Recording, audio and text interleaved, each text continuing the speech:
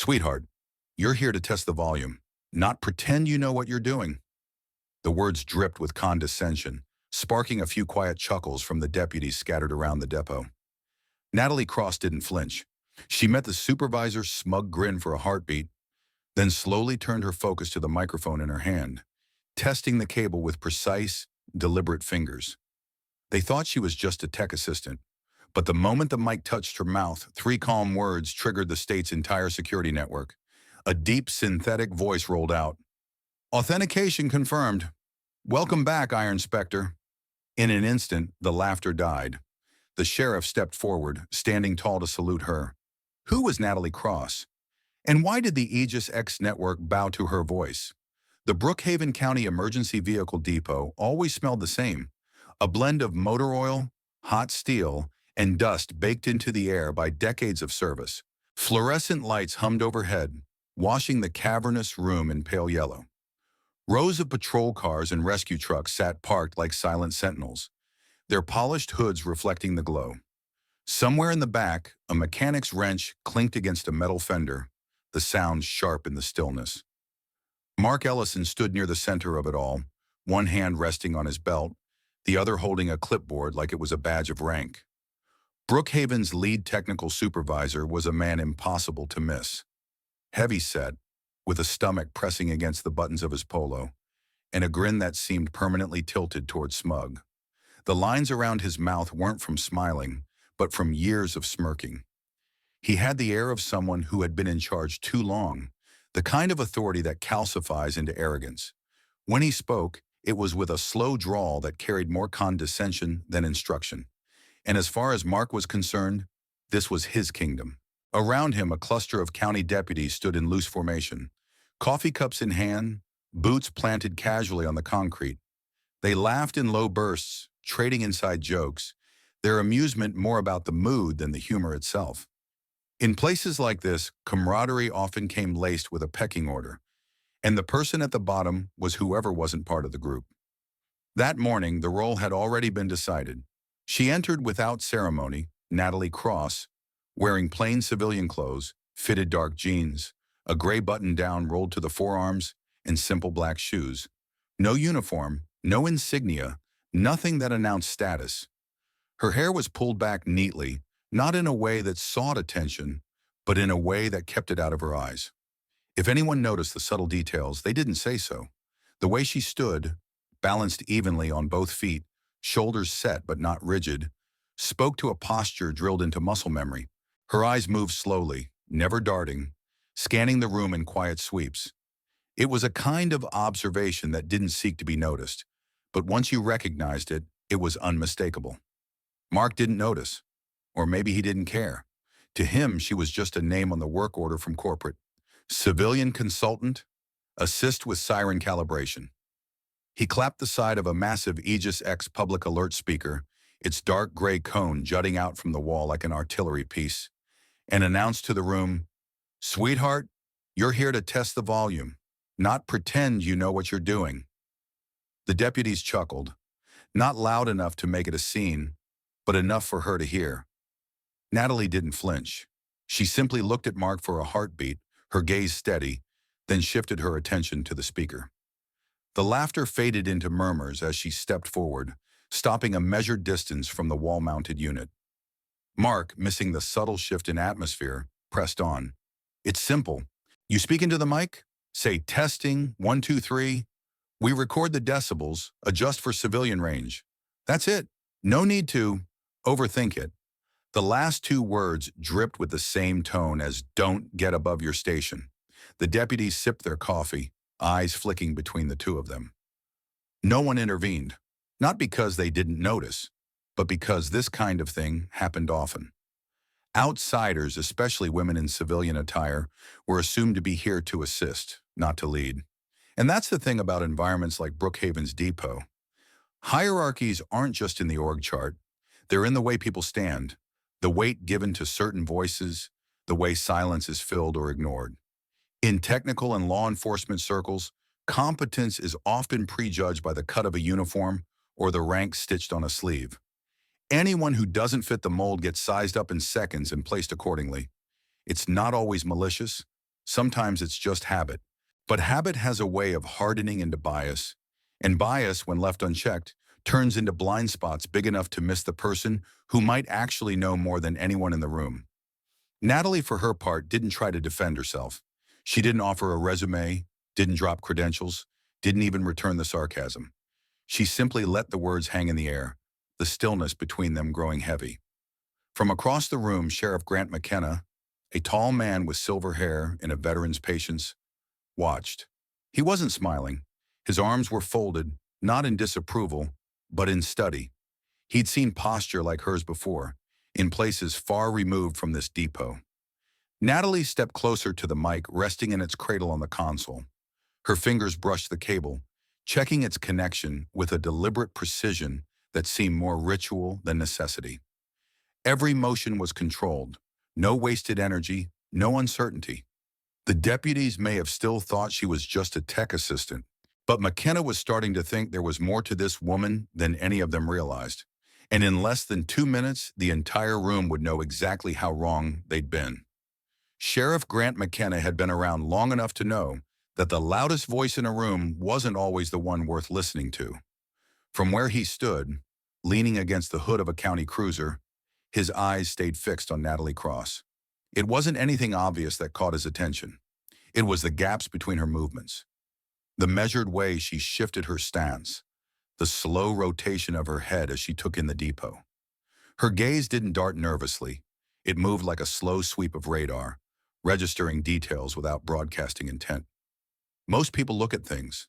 Natalie acquired them. He'd seen that before, in a place far from Brookhaven, Afghanistan, 2009.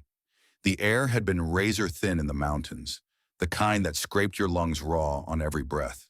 McKenna was still a captain back then, attached to a joint security detail tasked with protecting a convoy headed through a narrow pass. Their local liaison had been a woman, a translator on paper, but from the way she carried herself, McKenna suspected there was more to her story. While everyone else bantered or checked their rifles, she had stood at the edge of the road, eyes scanning the ridgelines with the same calm intensity Natalie was showing now. Minutes later, the first shot cracked from somewhere above. She was already moving before anyone else reacted, pulling him behind cover, pointing out the ridge position, and shouting coordinates into a battered radio. The counterfire came less than 60 seconds later. They made it through the pass, and when he tried to thank her afterward, she had simply said, "We're not here for thanks, Captain. We're here to finish the job."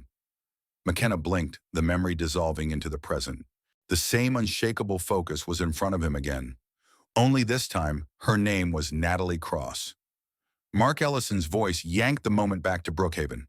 "All right, sweetheart, let's not overcomplicate this. Just into the mic.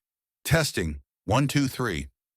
He said it slowly, enunciating like he was talking to someone who might not understand English, his tone rich with the kind of superiority that made McKenna's jaw tighten. The deputies chuckled again, though softer this time. McKenna noticed a few glances, not at Mark, but at Natalie. Something about her presence was starting to make them second-guess the script. Natalie didn't react. She stepped up to the microphone stand.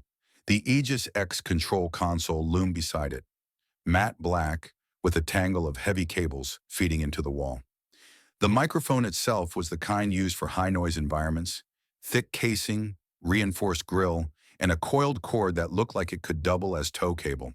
Natalie's right hand closed around the mic, her fingers settling into position with the familiarity of someone who'd done it thousands of times before. She didn't grip it tentatively, and she didn't fumble with the button. Her thumb rested exactly where it needed to be, ready. Her left hand traced the mic cable slowly, following its curve down to the connector.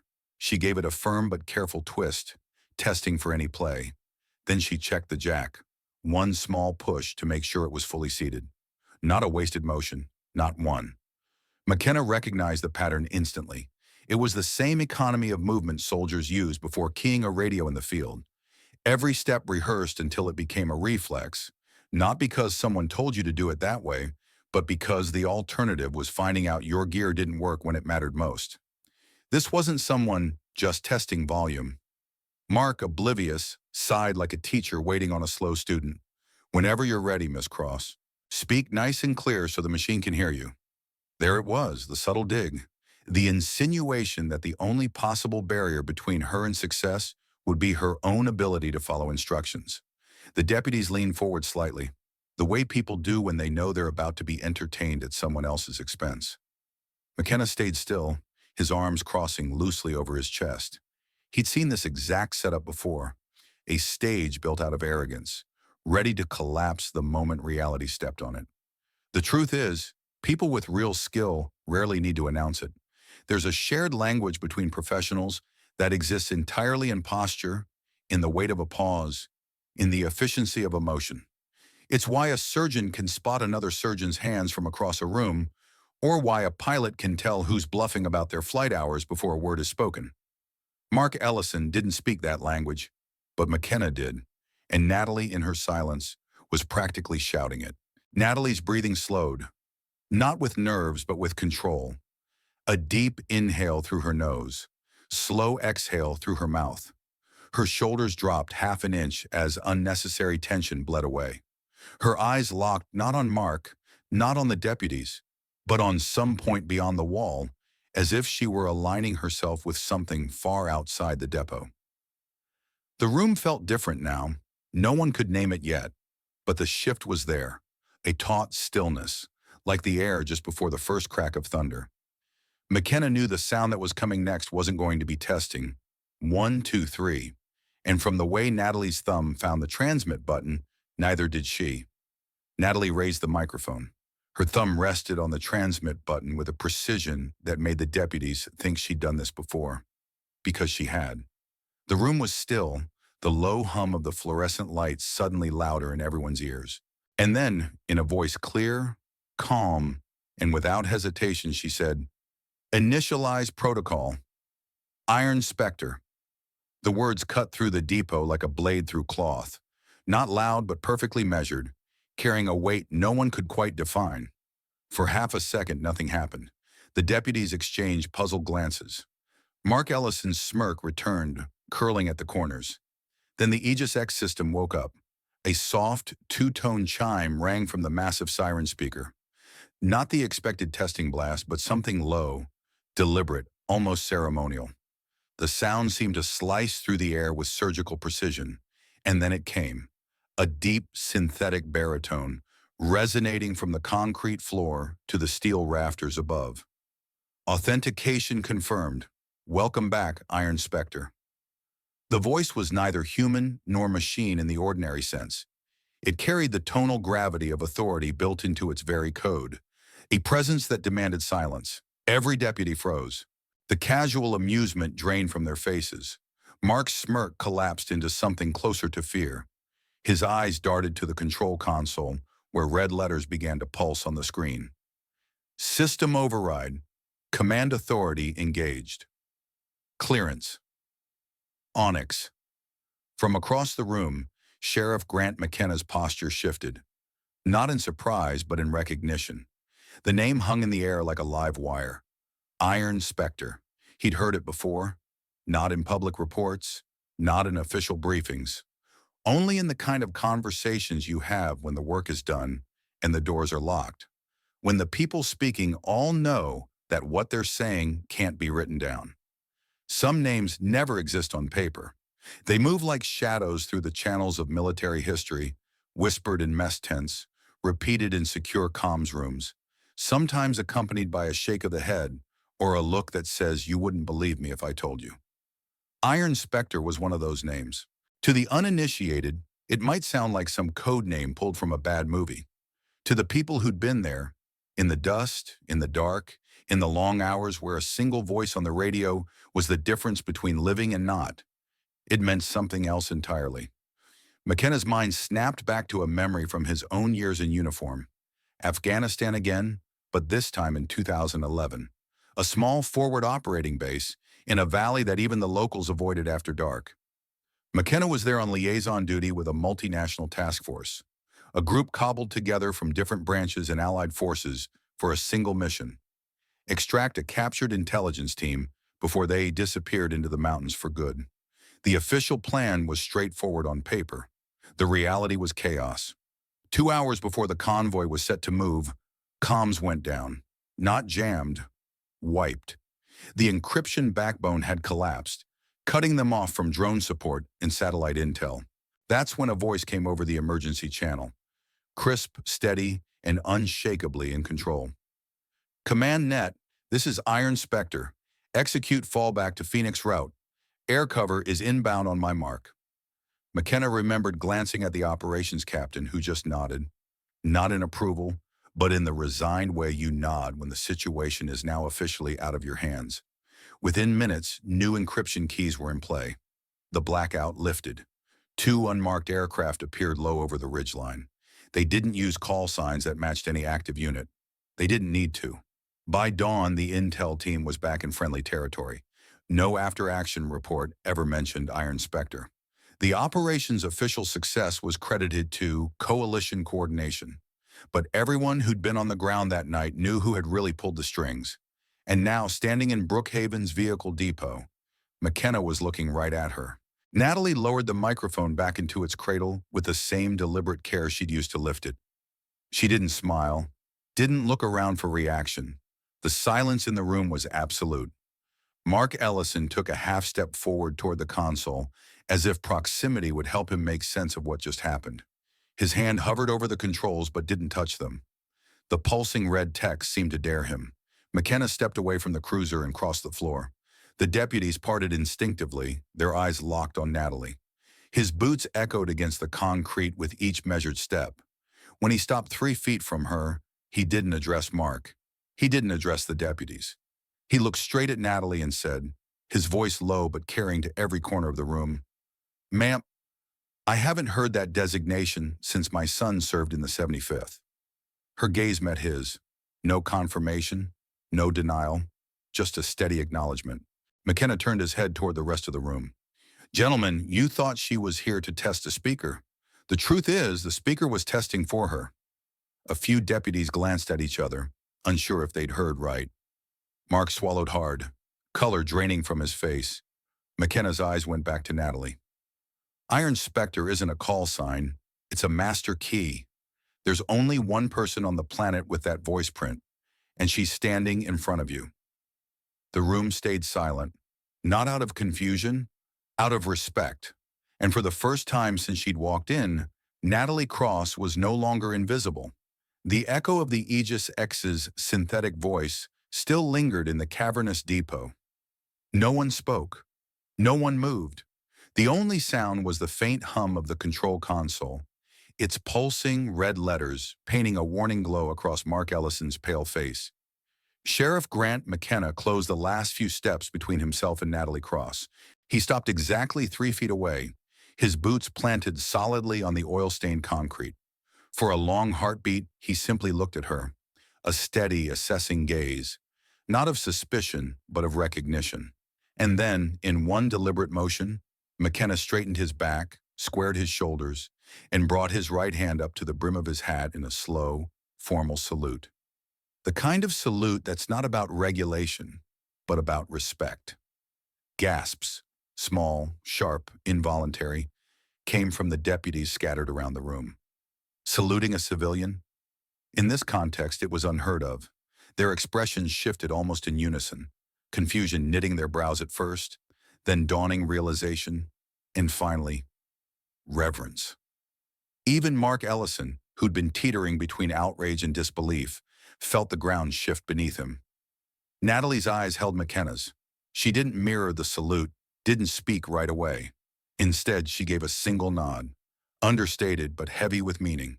McKenna dropped his hand, his voice low enough to keep the tone intimate, but strong enough to carry across the stillness. I thought Iron Specter was a ghost story, something passed around in briefing tents and black site corridors. But now, here you are. Natalie's reply was calm, almost quiet, but the clarity in her tone carried more weight than a raised voice ever could. Some stories are just jobs no one wrote down, Sheriff. A subtle murmur moved through the deputies. She wasn't bragging. She wasn't correcting him. She was stating a fact, one that fit in a place where lives and reputations were often measured by after-action reports and commendations. McKenna studied her for a moment longer. That night in Nuristan, was that you? Natalie's gaze didn't waver. The job was to bring them home. We did. 3 sentences. No elaboration, no glory. But McKenna didn't need the details. He knew exactly which operation she meant. The classified rescue where 2 teams had been cut off in the mountains, surrounded on 3 sides with comms blacked out. The mission where an unmarked bird had dropped into a canyon under cover of darkness and lifted them all out without firing a shot. In the after-action whispers, the only name attached had been Iron Specter. The commentary, humility in the hands of someone truly accomplished, is like a silent hammer. It doesn't announce itself. It doesn't swing wildly.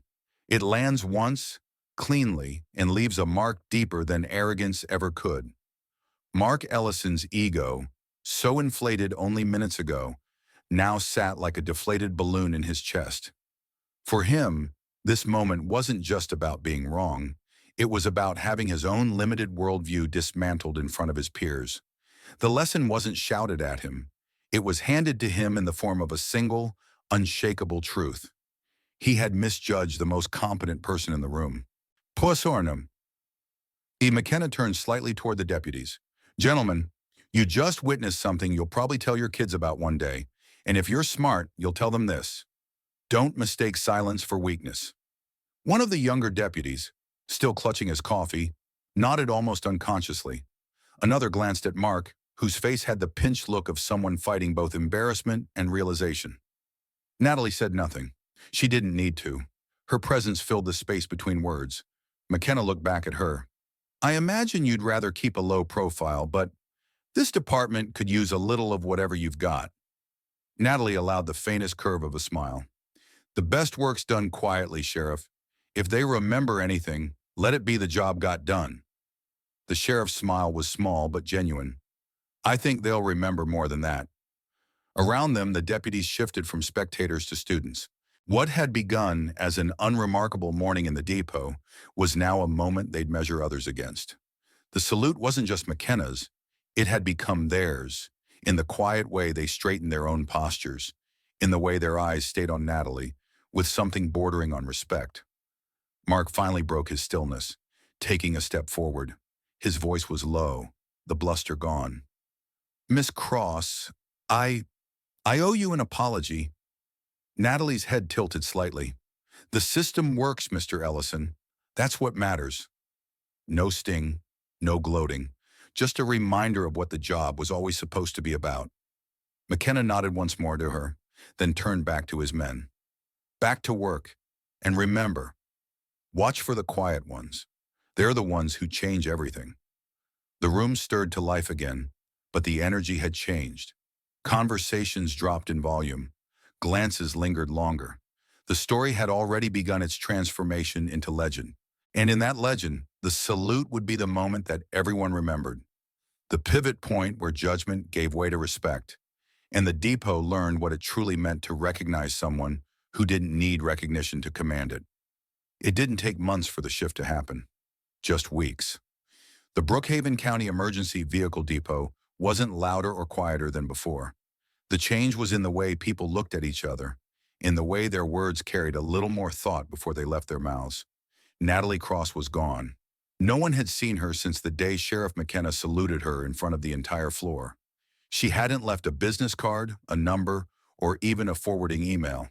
But her absence felt almost like a presence. The air carried her story, and it seeped into the corners of the depot like oil into concrete. One rainy morning, a new recruit named Kyle Rivas was leaning against a patrol SUV, sipping his first cup of depot coffee. He was fresh from the academy, clean uniform, wide eyes, and that mix of confidence and uncertainty that comes with having passed all the written tests but none of the unspoken ones. He was looking over the new Aegis-X control panel when an older deputy, Morales, strolled over. Morales had been there the day Natalie walked in. Kid, Morales said, tilting his chin toward the speaker mounted high on the wall. You ever hear the story about the day that thing decided it liked somebody more than it liked us? Kyle shook his head. Morales smiled faintly and began to tell it. He didn't embellish much. He didn't need to. The details spoke for themselves. The condescending order, the 3 words, the deep synthetic voice that followed. The salute, the silence afterward. By the time he finished, Kyle was staring at the speaker with a new kind of respect. "What happened to her?" he asked. Morales shrugged. "Don't know. Maybe she's back out there, doing whatever it is people like that do. But here, we remember, and we learned something." Mark Ellison had learned the most. Gone was the swagger that used to announce his presence 5 seconds before he entered a room. He still spoke with authority, but it had been tempered. The brittle edge of superiority replaced by something steadier. He'd made a habit of using his own mistake as a teaching tool for new technicians. One afternoon, Kyle found himself in Mark's training session. The older man pointed to the Aegis-X mic and said, "This right here, it's just a piece of hardware, but you'll learn something real fast in this job. The most valuable tool in any system is the person you didn't think you needed. And I found that out the hard way." He recounted the moment in the depot, his arrogance, the way he'd spoken to Natalie, the shock that followed. He didn't dress it up. He didn't try to soften the humiliation. When he finished, the room was silent. Then he said, "Don't make the mistake I made.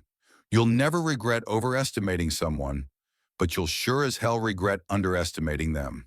It's an old truth that keeps proving itself in new ways. Real skill is quiet. It doesn't need applause, and it doesn't chase recognition. The loudest person in the room might grab attention, but it's usually the quiet one who changes the outcome. Noise is easy, competence is silent, and once you've seen the difference, you can't unsee it." Natalie's name, or rather her code name, was never written on any official document in Brookhaven, but her story had already cemented itself into the depot's culture. It was told in the break room over bad coffee, in the yard during shift changes, and to rookies during their first week. The morale wasn't about secret designations or classified protocols. It was about the way a person carries themselves when they don't need to prove anything, and how that's often the loudest statement of all. Sheriff McKenna kept his own memory of that day close. He didn't retell it often, but when he did, he always ended it the same way. "You can hang medals on a wall, you can frame certificates, but those aren't your legacy. Your legacy is the standard you set when people are watching and the one you keep when no one is." And that was the truth of it. Natalie Cross didn't leave behind a plaque or a speech or a set of instructions. She left something far more enduring, a quiet, unspoken standard, one that moved forward in the hands of the people who'd seen it. Every time someone in that depot paused before speaking, or took the time to listen before deciding, or gave the benefit of the doubt instead of the quick judgment, Natalie was there, in spirit if not in name. It wasn't a monument you could visit. It was a measure you had to live up to. And in the quiet, that's where true legacy lasts the longest. When you strip away the uniforms, the titles, and the noise, what's left? In Natalie Cross's story, the lesson wasn't just about a secret designation or a high-tech security network. It was about how we choose to see people. In today's America, whether it's in a workplace, a community meeting, or even within our own families, we often make the same mistake Mark Ellison did. We size people up in seconds, placing them into neat little boxes based on how they look, what they wear, or how loudly they speak. And every time we do that, we risk missing the quiet person who might just be the most capable in the room. For those of us who've lived a few decades, we know that life rarely works the way the loudest voices claim it will. The people who actually get things done often don't advertise it. They don't need to. Real competence doesn't shout, it acts. Maybe that's the question worth carrying into our own lives. Who have we been underestimating? And what might happen if we chose to listen a little longer before we judge? Now imagine if our politics, our communities, and even our families worked that way. Less noise, more listening. Fewer quick dismissals, more chances to be surprised. The world wouldn't just be calmer, it would be wiser. And here's another thought. We still don't know exactly what Natalie Cross does today. Was that her last quiet act, or just one moment in a lifetime of unseen service? Maybe she's still out there, somewhere, doing the kind of work that never makes headlines. Or maybe she's your neighbor, the person in line at the grocery store, the one you'd never guess had shaped history. I'd love to hear from you. In the comments, share a time when you underestimated someone or when someone underestimated you. What happened? What did you learn? Let's see if we can turn this into more than a story. Let's make it a conversation worth remembering. If you've enjoyed this story, please hit that like button, subscribe to the channel, and turn on notifications so you don't miss the next one. And thank you, especially to those of you who've listened all the way through.